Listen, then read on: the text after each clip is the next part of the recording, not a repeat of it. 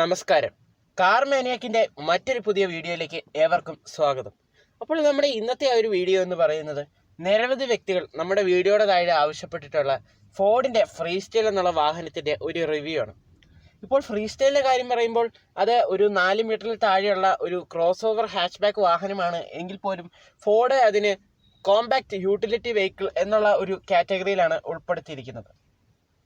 ഇപ്പോൾ നമുക്കറിയാവുന്നതുപോലെ ഇന്ത്യൻ വാഹന വിപണിയിൽ സബ് 4 മീറ്റർ SUV എന്ന് പറയുന്നത് വളരെ പ്രിയപ്പെട്ട ഒരു സെഗ്മെൻറ്റ് തന്നെയാണ്.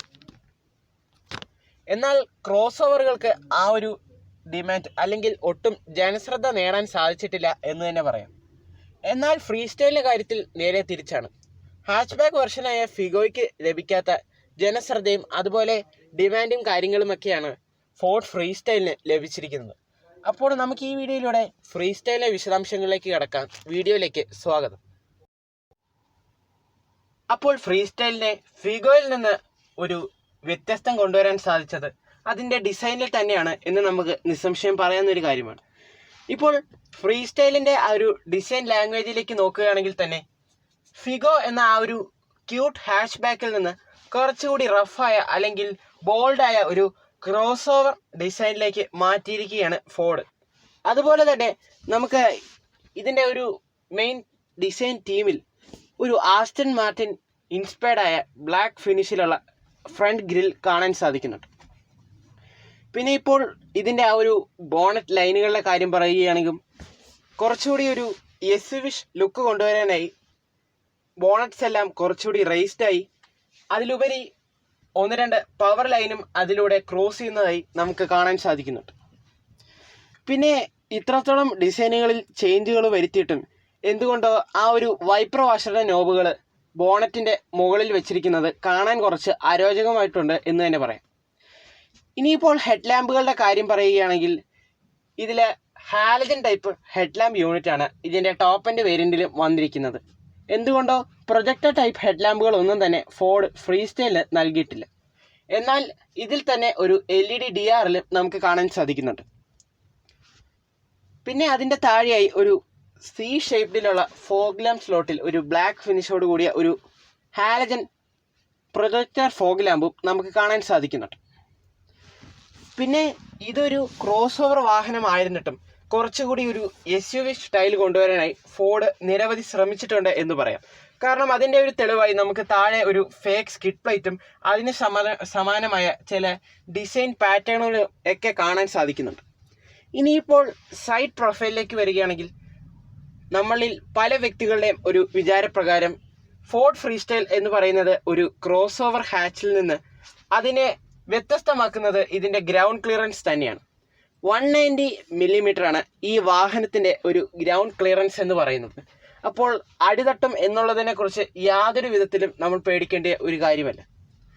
പിന്നെ ഇപ്പോൾ ഈ വാഹനത്തിൻ്റെ ടയറുകളുടെ കാര്യം പറയുകയാണെങ്കിൽ 15 ഇഞ്ച് ഡുവൽ ടോൺ അലോയ് വീലാണ് ഫോർഡ് ഫ്രീസ്റ്റൈൽ നൽകിയിരിക്കുന്നത്. ഇപ്പോൾ ഈ ഒരു അലോയ് വീലിൻ്റെ ഡിസൈനും കാണാൻ വളരെ ഭംഗിയുണ്ട് എന്ന് തന്നെ നമുക്ക് പറയാം. പിന്നെ ഇപ്പോൾ ഈ വാഹനത്തിൻ്റെ മൊത്തത്തിലുള്ള ഒരു ഡിസൈൻ എടുത്ത് നോക്കുകയാണെങ്കിൽ നമുക്ക് അല്പം ഒരു ഹാച്ച് ബാക്ക് വാഹനത്തെക്കാൾ വലിപ്പം കൂടിയതായിരിക്കും തോന്നാൻ സാധിക്കുന്നത്. പിന്നെ ഇപ്പോൾ സൈഡ് പ്രൊഫൈലിൽ ഒരു റൂഫ് റെയിലും നമുക്ക് കാണാൻ സാധിക്കുന്നുണ്ട്. അതിലുപരി ഈ വാഹനത്തെ വ്യത്യസ്തമാക്കുന്ന മറ്റൊരു കാര്യമെന്ന് പറയുന്നത് ഇതിൻ്റെ സൈഡ് പ്രൊഫൈലിൽ മുഴുവനായി നമുക്കൊരു ബ്ലാക്ക് കളറിലുള്ള ക്ലാഡിംഗ് ഡോർ സൈഡിൽ മൊത്തമായി കാണാൻ സാധിക്കുന്നുണ്ട്. ഇനിയിപ്പോൾ ഫിഗോയുടെ ആ ഒരു അതായത് ഈ ഫിഗോ ഫ്രീസ്റ്റൈലിൻ്റെ റിയർ പോർഷനിലേക്ക് വരികയാണെങ്കിൽ ഒരു സ്ലോപ്പിംഗ് റൂഫ് എന്നുള്ള ഒരു ഡിസൈൻ പാറ്റേണിലേക്കാണ് ഇതിൻ്റെ ഒരു റൂഫ് കൊണ്ടെത്തിച്ചിരിക്കുന്നത്. അതുപോലെ തന്നെ ഇപ്പോൾ റിയർ പ്രൊഫൈലിലേക്ക് വരികയാണെങ്കിൽ ഫിഗോയിൽ വന്നിരിക്കുന്ന അതേ ആ ഒരു റിയർ ലാമ്പ് പോലെയുള്ള ഡിസൈൻ കാര്യങ്ങളുമൊക്കെ തന്നെയാണ് ഫ്രീസ്റ്റൈലിലും ഫോർഡ് ഫോളോ ചെയ്തിരിക്കുന്നത്. എന്നാലും നമുക്കതിൽ ചില മൈന്യൂട്ടായ ഡിഫറൻസ് ഒക്കെ കാണാൻ സാധിക്കുന്നുണ്ട്. ഇപ്പോൾ ഫ്രീസ്റ്റൈലിലെ ബോട്ട് തുറക്കുകയാണെങ്കിൽ 254 ലിറ്ററാണ് ഫ്രീസ്റ്റൈൽ പ്രൊവൈഡ് ചെയ്യുന്ന ഒരു ബൂട്ട് സ്പേസ് എന്ന് നമുക്ക് പറയുന്നത്. ഇനിയിപ്പോൾ അതിന് താഴെയായി നമുക്കൊരു 14 ഇഞ്ച് സ്പേസ് സേവറോട് കൂടിയ സ്പെയർ വീലും കാണാൻ സാധിക്കുന്നുണ്ട്. എന്തുകൊണ്ടോ ഒരു തരത്തിൽ കോസ്റ്റ് കട്ടിങ്ങിൻ്റെ ഭാഗമായിരിക്കണം സ്പെയർ ടയറിന് അതിൻ്റെ ചെറിയ സൈസാണ് കമ്പനി നൽകിയിരിക്കുന്നത്. അപ്പോൾ ഫ്രീ സ്റ്റൈലിൻ്റെ ഇൻറ്റീരിയറിലേക്ക് വരികയാണെങ്കിൽ ഈ വാഹനത്തിൻ്റെ ഒരു മെയിൻ ഫീച്ചർ എന്ന് തന്നെ നമുക്ക് പറയുന്നത് ഒരു 7 inch touch screen infotainment system തന്നെയാണ്. ഇപ്പോൾ അതിന് ഫോർട്ട് പ്ലേ ഉൾപ്പെടെയുള്ള നിരവധി കണക്ടിവിറ്റി ഫീച്ചേഴ്സൊക്കെ ഉൾപ്പെടുന്നതിലൂടെ ഒരു യൂസർ കൺവീനിയൻസ് കൂട്ടാൻ അത് സാധിച്ചിട്ടുണ്ട്. പിന്നെ ആൻഡ്രോയിഡ് ഓട്ടോ അതുപോലെ തന്നെ ആപ്പിൾ കാർപ്ലേ തുടങ്ങിയ എല്ലാ കണക്ടിവിറ്റി ഫീച്ചേഴ്സും ഇതിൽ നമുക്ക് കണക്ട് ചെയ്ത് അനായാസകരമായി തന്നെ യൂസ് ചെയ്യാവുന്നതാണ്. ഇനിയിപ്പോൾ ഫ്രീ സ്റ്റൈലിൻ്റെ സ്റ്റിയറിങ്ങിലേക്ക് വരികയാണെങ്കിൽ ഇപ്പോൾ ഫോർഡിൻ്റെ ആസ്പെയർ അതുപോലെ ഫിഗോ തുടങ്ങിയ വാഹനങ്ങളിലെല്ലാം നമ്മൾ കണ്ടിരിക്കുന്ന അതേ ആ ഒരു സെയിം ഡിസൈനിലുള്ള സ്റ്റിയറിംഗ് വീല് തന്നെയാണ് ഈ ഫ്രീ സ്റ്റൈലിനും നൽകിയിരിക്കുന്നത്. അപ്പോൾ ഹോൾഡ് ചെയ്യാനും അതായത് ഡ്രൈവ് ചെയ്യുന്നതിൻ്റെ സമയത്ത് ഒരു തം കോർണറുമൊക്കെ കൂടി ഒരു ഡ്രൈവറിൻ്റെ ഒരു യൂസബിലിറ്റി ഫാക്ടർ മുൻനിർത്തി തന്നെയാണ് ഇത്തരത്തിലൊരു ഡിസൈൻ എന്ന് നമുക്ക് പറയാം. ഇനിയിപ്പോൾ ഇൻസ്ട്രുമെൻറ്റ് ക്ലസ്റ്ററിൻ്റെ കാര്യം പറയുകയാണെങ്കിലും ഒരുപാട് ഫാൻസി ഒന്നുമല്ല, പഴയ ആ ഒരു അനലോഗ് ടൈപ്പിലുള്ള എന്നാൽ അത്ര മോശമല്ലാത്ത ഒരു ഇൻസ്ട്രുമെൻറ്റ് ക്ലസ്റ്റർ തന്നെയാണ് ഫിഗോ ഫ്രീ സ്റ്റൈലിലും ഫോർഡ് നൽകിയിരിക്കുന്നത്. ഇപ്പോൾ അതിൽ ഒരു ഡ്രൈവറിന് അത്യാവശ്യം അറിഞ്ഞിരിക്കേണ്ട എല്ലാ കാര്യങ്ങളും ആ ഒരു ഇൻസ്ട്രുമെൻറ്റ് ക്ലസ്റ്ററിലൂടെ നമുക്ക് മനസ്സിലാക്കാവുന്നതുമാണ്. ഇനിയിപ്പോൾ പ്രാക്ടിക്കാലിറ്റി അഥവാ സ്റ്റോറേജ് സ്പേസുകളുടെ കാര്യം പറയുകയാണെങ്കിലും അങ്ങനെ മറ്റു വാഹനങ്ങളിലൊക്കെ നമ്മൾ കണ്ടിരിക്കുന്നത് പോലെ നിരവധി സ്റ്റോറേജ് സ്പേസ് എന്നൊന്നും നമുക്ക് പറയാൻ സാധിക്കുകയില്ല.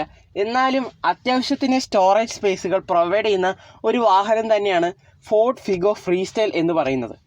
ഇപ്പോൾ നമുക്ക് ഈ വാഹനത്തിൻ്റെ ഗ്ലോ ബോക്സ് ഓപ്പൺ ചെയ്യുകയാണെങ്കിൽ വളരെ ഡെഡിക്കേറ്റഡ് ആയ ഒരു സ്പേസ് പ്രൊവൈഡ് ചെയ്യുന്ന ഒരു ഗ്ലോ ബോക്സ് തന്നെയാണ്. അതുപോലെ ഇപ്പോൾ യൂസർ മാനുവൽ പോലെയുള്ള കാര്യങ്ങളൊക്കെ സൂക്ഷിക്കാനും അതിന് പ്രത്യേക സ്ലോട്ടുകൾ അതിലുണ്ട് എന്നും പറയാം. പിന്നെ ഒരു കൂളിംഗ് ഗ്ലോ ബോക്സ് ഫംഗ്ഷൻ എന്തുകൊണ്ടോ ഈ ഒരു ഫ്രീ സ്റ്റൈലിലെ ഗ്ലോ ബോക്സിൽ മിസ്സിംഗ് ആയ ഒരു കാര്യമാണ്. അപ്പോൾ ഈ വാഹനത്തിൻ്റെ മെയിൻ ഫീച്ചേഴ്സായി നമുക്ക് എടുത്തു പറയേണ്ട കാര്യമെന്ന് പറയുന്നത് ഓട്ടോ ഹെഡ് ലാമ്പ്സ്, അതുപോലെ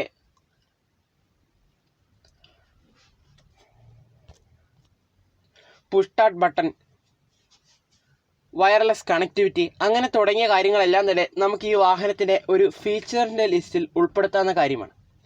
പിന്നെ ഇപ്പോൾ ഈ വാഹനത്തിൻ്റെ ഗ്രൗണ്ട് ക്ലിയറൻസ് കൂടിയ കാര്യം നമ്മൾ മുൻപ് എക്സ്റ്റീരിയറിൽ പറഞ്ഞൊരു കാര്യം തന്നെയാണ്. എന്നാലും എന്തുകൊണ്ടോ ഫോർഡ് ഈ വാഹനത്തിൻ്റെ ആ ഒരു ഇൻറ്റീരിയറിൽ നിന്ന് നോക്കുമ്പോൾ അത്ര റോഡ് പ്രസൻസ് കൂടുതലുള്ളതായി നമുക്ക് അനുഭവപ്പെടാൻ സാധിക്കുന്നില്ല. ഒരുപക്ഷെ ഇതൊരു ഹാച്ച് ബാക്ക് ബേസ് ചെയ്തിട്ടുള്ള വാഹനമായതുകൊണ്ട് തന്നെയായിരിക്കാം അത്തരത്തിലൊരു ഫീൽ നമുക്ക് ലഭിക്കാത്തത്. ഇനിയിപ്പോൾ ഫോർഡ് ഫ്രീ സ്റ്റൈലിൻ്റെ ഒരു റിയർ സീറ്റിലേക്ക് വരികയാണെങ്കിൽ ഇതൊരു സ്പ്ലിറ്റഡ് സീറ്റൊന്നുമല്ല, ഒരു സിംഗിൾ ബെഞ്ച് ടൈപ്പ് സീറ്റാണ്. എന്നാൽ പോലും അത്യാവശ്യം ബൂട്ട് സ്പേസ് പുറകിൽ നിർത്തിക്കൊണ്ടും നമുക്ക് 3 പേർക്ക് വിശാലകരമായി ഇരിക്കാവുന്ന ഒരു സീറ്റ് തന്നെയാണ് ഈ ഫ്രീ സ്റ്റൈലിന് ഫോർഡ് നൽകിയിരിക്കുന്നത്. പിന്നെ റിയർ AC വെൻ്റ് പോലെയുള്ള കാര്യങ്ങൾ ഇപ്പോഴും ഈ വാഹനത്തിന് മിസ്സിംഗ് ആയി തന്നെ അല്ലെങ്കിൽ കൊടുക്കാത്ത ഒരു ഫീച്ചർ തന്നെയാണ്. അപ്പോൾ റിയർ സീറ്റിലെ ആ ഒരു കൺവീനിയൻസിൻ്റെ കാര്യം പറയുകയാണെങ്കിൽ മികച്ച ഒരു ടൈ സപ്പോർട്ട് എന്നൊന്നും നമുക്ക് പറയാൻ സാധിക്കില്ല. എങ്കിൽ പോലും അത്യാവശ്യം ഒരു ലോങ് റൈഡിന് ഉതകുന്ന തരത്തിലുള്ള ഒരു ടൈ സപ്പോർട്ടും അതുപോലെ ലെഗ് റൂമും ഹെഡ് റൂമും ഒക്കെ പ്രൊവൈഡ് ചെയ്യുന്ന ഒരു ക്യാബിൻ കൂടിയാണ് ഫോർഡ് ഫ്രീ സ്റ്റൈലിൻ്റെത്. ഇനിയിപ്പോൾ ഈ വാഹനത്തിൻ്റെ എൻജിൻ സ്പെക്കിലേക്ക് കടക്കുകയാണെങ്കിൽ സാധാരണ എല്ലാ വാഹന നിർമ്മാതാക്കളും ഒരു വലിയ വാഹനത്തിൻ്റെ എൻജിൻ ചെറിയ വാഹനത്തിന് നൽകുമ്പോൾ സ്വാഭാവികമായും അത് ഡീറ്റ്യൂൺ ചെയ്ത് അതിൻ്റെ പവർ കുറയ്ക്കുന്ന അല്ലെങ്കിൽ ഈ ഒരു വാഹനത്തിന് അത്രയും പവർ മതി എന്ന് കാണിക്കുന്ന തരത്തിൽ ചില ഡീറ്റ്യൂണിങ് പ്രോസസ്സൊക്കെ നമ്മൾ പല വാഹനത്തിലും കണ്ടിട്ടുണ്ട്. എന്നാൽ ഫോർഡ് ആ ഒരു കാര്യത്തിൽ ഫ്രീ സ്റ്റൈലിന് യാതൊരു വിധത്തിലുള്ള വിട്ടുവീഴ്ച നൽകിയിട്ടില്ല എന്ന് തന്നെ പറയാം. പിന്നെ ഇപ്പോൾ പവർ ഫിഗേഴ്സിൻ്റെ കാര്യം പറയുമ്പോൾ തന്നെ ഇത് ഒരു പോക്കറ്റ് റോക്കറ്റാണ് എന്ന് തന്നെ നമുക്ക് വിശേഷിപ്പിക്കാവുന്ന കാര്യമാണ്. ഇപ്പോൾ പെട്രോൾ എഞ്ചിൻ്റെ കാര്യം പറയുമ്പോൾ ആ ഒരു 1.2 ലിറ്റർ 3 സിലിണ്ടർ ഡ്രാഗൺ സീരീസ് എഞ്ചിനാണെങ്കിലും അതുപോലെ ആ ഒരു 1.5 ലിറ്റർ TDCI എഞ്ചിനാണെങ്കിലും അതെല്ലാം തന്നെ വളരെ വെൽ റിഫൈൻഡ് ആയ എഞ്ചിൻ തന്നെയാണ്. എക്കോസ്പോർട്ടിൽ വന്നിരിക്കുന്ന അതേ ഒരു ഡീസൽ എഞ്ചിൻ യൂണിറ്റ് തന്നെയാണ് ഈ ഫ്രീ സ്റ്റൈലും ഫോർഡ് നൽകിയിരിക്കുന്നത്. അപ്പോൾ അതേ ആ ഒരു മികച്ച ഡ്രൈവബിലിറ്റി തന്നെ ഈ വാഹനവും പ്രൊവൈഡ് ചെയ്യുന്നുണ്ട് എന്ന് തന്നെ നമുക്ക് പറയാം. പിന്നെ ഇപ്പോൾ ഇതിൻ്റെ ഒരു പെട്രോൾ എഞ്ചിൻ്റെ കാര്യം പറയുകയാണെങ്കിലും ഈ സെഗ്മെൻറ്റിലെ അല്ലെങ്കിൽ ഒരു പ്രീമിയം ഹാച്ച് ബാക്ക് സെഗ്മെൻറ്റിലെ ഏറ്റവും ബെസ്റ്റ് പവർ പ്രൊവൈഡ് ചെയ്യുന്ന ഒരു വാഹനം തന്നെയാണ് ഫ്രീസ്റ്റൈൽ എന്ന് പറയുന്നത്. 96 PS ആണ് ഈ ഒരു 1.2 litre 3 cylinder dragon series petrol engine നൽകുന്ന ഒരു പവർ എന്ന് പറയുന്നത്. അതുപോലെ ആ ഒരു 1.5 litre TDCI diesel engine provide ചെയ്യുന്നത് ഒരു 100 PS പവർ മാക്സിമം ടോർക്കിലുമാണ്. ഇനിയിപ്പോൾ മൈലേജിൻ്റെ കാര്യം പറയുകയാണെങ്കിലും അത്യാവശ്യം ഫ്യൂവൽ എഫിഷ്യൻ്റ് ആയ ഒരു വാഹനം തന്നെയാണ്. അപ്പോൾ ഇതിനെ ARI സർട്ടിഫൈ ചെയ്തിരിക്കുന്നത് 18.76 km/ലിറ്റർ മൈലേജാണ്. അപ്പോൾ പതിവ് പോലെ തന്നെ ഈ ഒരു ഫോർഡ് ഫ്രീസ്റ്റൈലിൻ്റെ റിവ്യൂ വീഡിയോയും എല്ലാ വ്യക്തികൾക്കും, നമ്മുടെ പ്രത്യേകിച്ച് എല്ലാ സബ്സ്ക്രൈബേഴ്സിനും ഉപകാരപ്പെട്ടു എന്ന് കരുതുകയാണ്. അപ്പോൾ ഇനിയും ഇതുപോലെയുള്ള റിവ്യൂകൾക്കും മറ്റ് വാഹന സംബന്ധമായ വീഡിയോകൾക്കും കാർ മാനിയക് എന്ന നമ്മുടെ യൂട്യൂബ് ചാനൽ സബ്സ്ക്രൈബ് ചെയ്യുക.